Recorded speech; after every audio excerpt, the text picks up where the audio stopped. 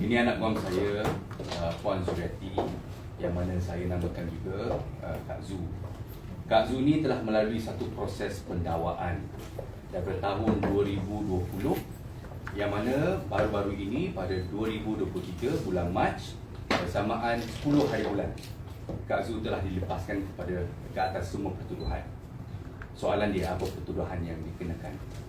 Kak Zu dikenakan dengan satu pertuduhan predikat di bawah Seksyen 420 dan 25 pertuduhan amla yang membawa keseluruhan hukuman yang mana Kak Zu ni akan meringkuk dalam penjara selama-lamanya sekiranya disabitkan.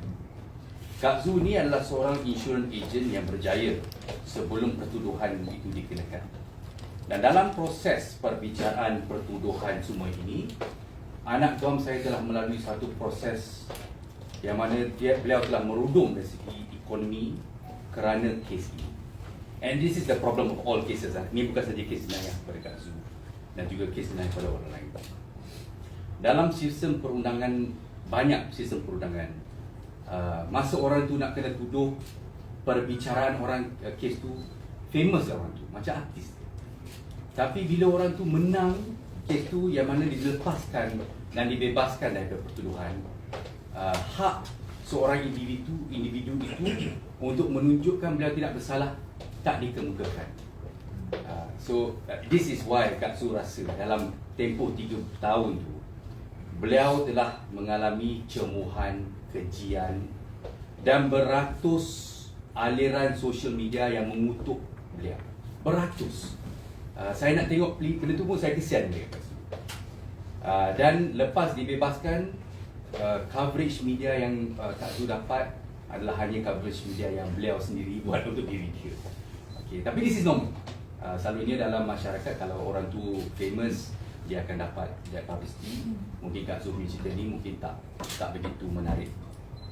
And that's why Kak Zu ingin menunjukkan kepada semua anak guam dia, klien dia, yang beliau sekarang ni bukan individu yang seperti yang didakwa pada 2020, dan beliau adalah individu seperti mana yang beliau sendiri nyatakan, jujur dan boleh untuk memimpin ejen-ejen dia dalam insurans. Okay. Kes ini sekarang saya difahamkan dalam proses untuk dirayu, dan kami menunggu melihat sama kes ini akan dirayu seterusnya oleh pihak pendakwa. Dan dari tempoh sekarang sehingga tempoh rayuan, Kak Zu cuba untuk memperbaiki balik kehidupan beliau, balik semula ke kehidupan untuk berjaya sebagai seorang wanita yang berjaya dalam insurans. Okay, that is the further details semua dalam keratan akhbar, dan sekiranya ada soalan ditujukan kepada anak guam saya, Kak Zu. Ya, terima kasih. Jadi mungkin boleh ceritakan sedikit sebanyak bila kena pendakwaan kan kesan pada kehidupan, of course, miskin. Lepas saya didakwa, akaun semua kena freeze. Yang paling menyedihkan adalah saya terpaksa menyerahkan agensi saya kepada successor saya untuk diuruskan supaya nama baik syarikat yang saya wakili tidak terbabit lah. Dan actually usaha tu dia bukan usaha setahun 2 tahun, usaha 20 tahun. Miskin. Dari keluarga, alhamdulillah saya dapat sokongan daripada keluarga, dapat sokongan daripada suami, keluarga, adik-beradik, dan actually ejen-ejen saya juga menyokong saya sehingga ke hari ini. Pernah rasa give up tak untuk bangkit semula? Dan apa kekuatan untuk bangkit balik?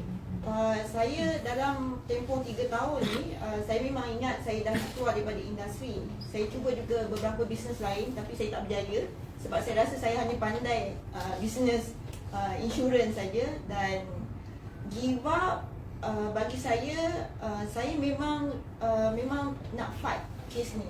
Saya fight sampai ujung lah. Give up tu, hidup ni saya rasa kita hanya akan give up bila kita dah tak ada lah kot. Tapi perasaan untuk sesuatu hampir bila dah kena cuaca perumahan dan sebagainya. Untuk pengetahuan semua, saya depression. Saya juga beberapa kali juga cuba untuk suami saya ada, saya juga beberapa kali cuba untuk menamatkan riwayat saya sebab saya berada di top dan kerana kes ini saya berada di tapak kaki orang. So saya rasa hanya Allah saja yang lah. Macam mana boleh kes ni boleh terjadi? Adakah Ada musuh ke? ada musuh ke apa? Ada yang dengki ke macam mana tu sebenarnya? Mungkin Berkenaan fakta tu, saya sebenarnya serahkan kepada perintah mahkamah. Saya boleh buat satu salinan perintah mahkamah tu dan diedarkan, dan maybe from there you can extract lah fakta-fakta tersebut. So supaya kita tak menyeleweng daripada apa fakta sebenar yang diputuskan mahkamah. Mungkin boleh bagi tahu apa pelajaran 4 tahun turun naik mahkamah, 9 kali perbicaraan, apa mungkin hikmah daripada semua tu dengan ditoma, dengan hilang segala-galanya. Boleh. Pelajaran actually bila sesuatu berlaku dalam hidup kita tak boleh putus asa. Kita kena percaya setiap apa yang kita buat ni bermula daripada kesilapan kita untuk membuat pilihan. Kemudian kalau kita buat silap, kita kena mengakui dan kita kena cuba perbaiki. Jangan lari. Apa pun yang berlaku dalam hidup kita jangan lari. Kita kena selesaikan. Puan, adakah puan merasakan ini adalah satu cubaan untuk sabotage you punya business? Allahualam. Niat orang dalam hati kita tak tahu. Tindakan tu mungkin nampak masa tu pelbagai niat yang boleh kita leraikan kan, tapi niat sebenar itu. Ya. Apa poin untuk puan bangkit semula tu? Ada mungkin anak atau suami macam mana? Dia contohkan saya. Untuk bangkit semula sebenarnya saya tak ada pilihan. Sebab lepas saya jatuh, duit tak ada, takkan saya nak menangis dekat rumah. Beras kena beli. So saya mengambil masa juga dalam setahun 2 tahun sebab sebenarnya untuk hadapi pendakwaan naik turun mahkamah, dia bukan cerita macam dalam drama. It's mental. Saya ingat the moment saya kena dakwa, press berkerumun dekat mahkamah. The moment apa yang Datuk Wan cakap dengan saya, Kak, you jangan tengok surat khabar dan you jangan baca apa netizen tulis. Sehinggalah saya baca minggu lepas saya ni. Dan saya memang kalau saya rasa kalau saya baca 2 tahun lepas, mungkin saya rasa itulah sebab berkuasanya netizen kat Malaysia ni kan. So saya memang tak baca sampai minggu lepas dan saya tak tengok pun order rakaman yang masuk video semua sampailah minggu lepas. Itulah yang Kak Zul buat sebenarnya. Dan pendakwaan, pembicaraan is not like benda yang kita makan kacang. It's mental. Setiap kali mahkamah tunda, hanya saya saja, peguam saya, suami saya sahaja yang tahu macam mana saya melalui. Saya tak ada duit. Saya jutawan. Saya bankrupt. Duit akaun saya kena freeze. Daripada rumah banglo, saya pindah sekarang menyewa. Daripada pakai kereta BMW, sekarang ni saya pinjam kereta adik Wiwa yang bila hujan keluar air. So saya lalui ni dalam 4 tahun. Dan it's not nice to lalui sebenarnya. Puan, setelah bebas daripada 25 tuduhan tu kan, adakah puan masih ingin meneruskan nature business yang sama? For this moment, agensi saya dah serahkan kepada waris, kepada successor saya illegally. Benda yang diberi tidak boleh diambil balik. So saya jobless lah sekarang. So career, ramai dalam seminggu ni tanya ke manakah arah tujuan career saya. Saya tak fikir lagi sebab saya ada banyak proses yang saya kena selesaikan dulu dalam proses perundangan. Betul-betul tak fikir lagi sebab saya rasa kalau saya nak kena start daripada bawah, mungkin saya pun dah tua sebenarnya. Mungkin saya rasa apa yang boleh saya buat ialah saya mungkin akan coach ramai ejen di luar sana as nama saya pun sinonim dalam industri takaful is mother of takaful. Mungkin itulah saya akan membantu ramai orang. Jadi bila dah menang ni adakah akan ambil tindakan saman balik kepada pihak yang mendakwa? Sekarang ni itu masih dalam perbincangan. Kita sekarang ni menunggu untuk rayuan pihak pendakwa dahulu. Kemudian lepas tu baru pertimbangan dan arahan lanjut saya akan ambil daripada anak kaum saya. Jadi apa lagi perancangan untuk membersihkan nama Puan sebagai ibu takaful? Saya rasa untuk first step inilah yang kami buat hari ini sebenarnya untuk membersihkan nama saya. Kemudian kita ikut flow lah. Dan apa nasihat Puan untuk mereka yang berada dalam situasi yang sama? Sebenarnya kes saya ni adalah boleh dijadikan pengajaran kepada semua ejen-ejen unit amanah dan takaful. Tetapi apa pun pertuduhan daripada pelanggan, semua ejen-ejen boleh apa pun tekanan yang dapat daripada pelanggan, semua ejen-ejen boleh last saluran ialah kita guna di mahkamah. So jangan putus asa. Kadang-kadang pelanggan ni dia cakap macam-macam. Bila berlaku kerugian, bila berlaku claim tak dapat. So ada banyak channel lagi yang boleh ejen-ejen di luar sana lalui. Puan, berapa tahun dah sepanjang karier Puan sebagai takaful? Saya kalau sehingga tahun ni 22 tahun.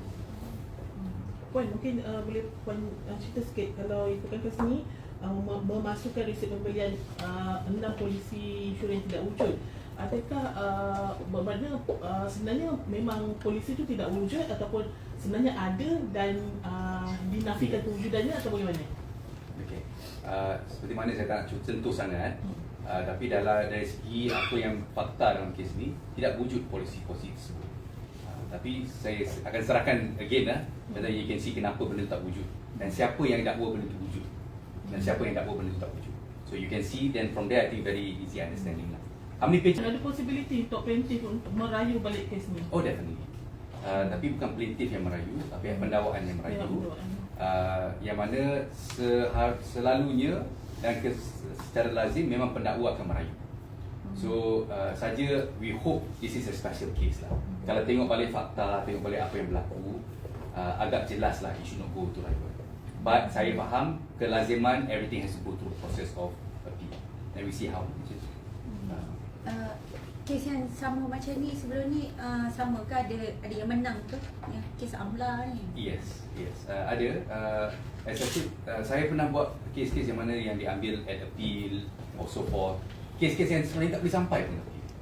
Tapi bila dia sampai dekat mahkamah rayuan ataupun mahkamah untuk dirayu, everything terbuka semula. Yang dulu menang boleh kalah, yang dulu menang boleh kalah. So risiko tu terbuka balik. Although fakta tu memihak kepada mana-mana pihak yang tertentu. So that's why tak ada orang nak ambil risiko lah dalam hidup kalau boleh risiko dia masuk penjara. So we are waiting to see, tunggu betul-betul tak pihak pendakwa memfahamkan rayuan, then once that is done, then kita akan decide what's our next step. Okay, macam Puan sendiri bagaimana dengan bila lawyer sendiri kata risiko anything happen akan berlaku. So set Puan sendiri adakah bersedia dengan risiko-risikonya? Saya daripada hari pertama kita di mahkamah, saya memang main memang bersedia untuk go all out. Kalau ditakdirkan nasib tidak menyebelahi saya, saya rasa itu yang telah Allah susunlah. Tapi for this moment kita ada lagi untuk ruang untuk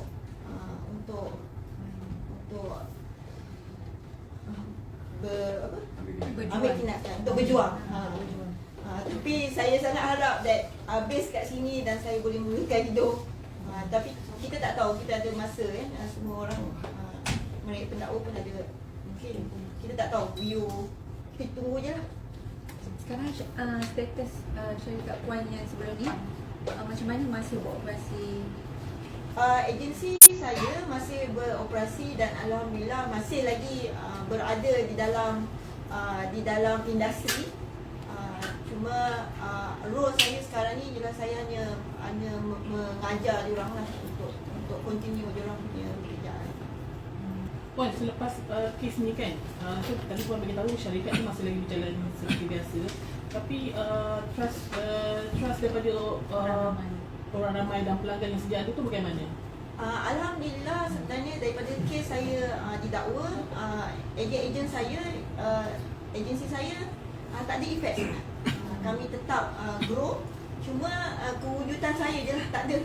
Maksudnya nama tu tak ada. Alhamdulillah, ejen saya memang sangat kuat, dan mereka buat kerja macam biasa dan tak ada seorang pun yang lari ke syarikat lain. Sebab mereka kenal siapa Puan lah. Alhamdulillah. Berapa ramai ikut ejen-ejen tu? Ejen saya total dalam 300. Puan, minta maaf sikit lah bila saya tak tanya soalan ni kan. Boleh. Bila Puan berurusan dengan individu itu yang mendakwa Puan kan, Puan ada menyangka tak yang bila I berurusan dengan dia, Puan dapat rasa tak, dapat baca tak, suddenly akan jadi benda macam ni lah.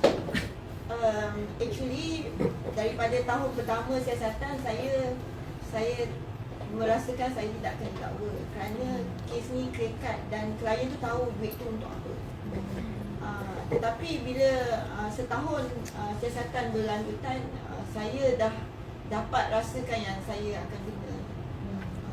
So saya awal tahun pertama tu memang saya rasa saya takkan kena dakwa lah, sebab saya tahu, dia pun tahu duit tu untuk Amila. Saya tidak di-terminate, saya tidak dipecat, dan saya diberi ruang untuk menyerahkan agensi saya kepada orang lain. Puan, tadi Puan ada beritahu akaun pun kena freeze kan. So bila akan di-unfreeze, bila bebaskan daripada ketuduhan ni? Pihak lawyer saya tengah menyusun dan menguruskan, tapi saya rasa memakan masa juga. It's a process lah. Normally berapa lama tu? Dia benda ni is a process. So proses ni bergantung pada satu, lawyer tekan berapa cepat. Satu lagi, pihak yang menerima permohonan kita berapa cepat dia kasih kita tarikh ataupun untuk bertindak. So kalau nak ikutkan benda ni boleh secepat 1 bulan, boleh selama 6 bulan. Dah lah kita nak masuk bulan puasa dengan raya. Walaupun ni bukan dalam undang-undang, tapi that is real. The delay untuk proses all takes time. So 1 month, 6 months selalunya. Kalau ada rayuan, ada kemungkinan besar tak dilepaskan juga sampai rayuan lepas. So things like that may happen. Puan, mungkin Puan ada sedikit nasihat ataupun pengajaran lah yang Puan boleh kongsikan kepada especially ejen-ejen terkaful yang sama aliran dengan Puan juga. Actually takaful bisnes yang sangat mulia sebenarnya. Tetapi ada banyak dia jalan dia tak lurus. Dia banyak ni. So setiap orang ada pilihan. Kita ni Allah bagi buat pilihan. Pilihan A pun mungkin ada efek, pilihan B pun ada efek. So sebelum kita nak buat satu keputusan tu, untuk yang junior might be tanya pada senior. Kesalahan saya pada tahun pertama waktu siasatan ialah saya ni rasa saya tak salah. Saya tak cari lawyer awal-awal. Sebenarnya saya rasa saya ni hebat, saya rasa saya ni boleh handle sendiri. Saya rasa saya ego, saya tak nak share sebab saya dah ada dekat top. Saya takut orang judge saya. Sebenarnya itu salah. At the end of the day, hidup kita kena ada mentor, kena ada coach. Kita kena ada orang yang boleh tunjuk jalan. Mungkin boleh bagi some idea. Paling ni cari sini ataupun paling kena cari lawyer. Puan defend yourself dalam masa setahun lah. Saya tak ada.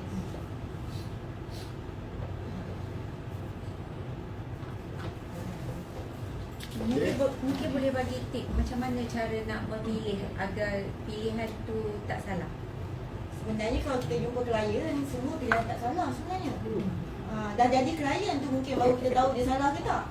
So untuk ejen dekat luar sana, you go and see more client, close the deal, and then tetapi apabila ada sedikit hiccup, jangan duduk senyap-senyap. Seek advice, cari. You don't stop to see client sebab itu kerja kita.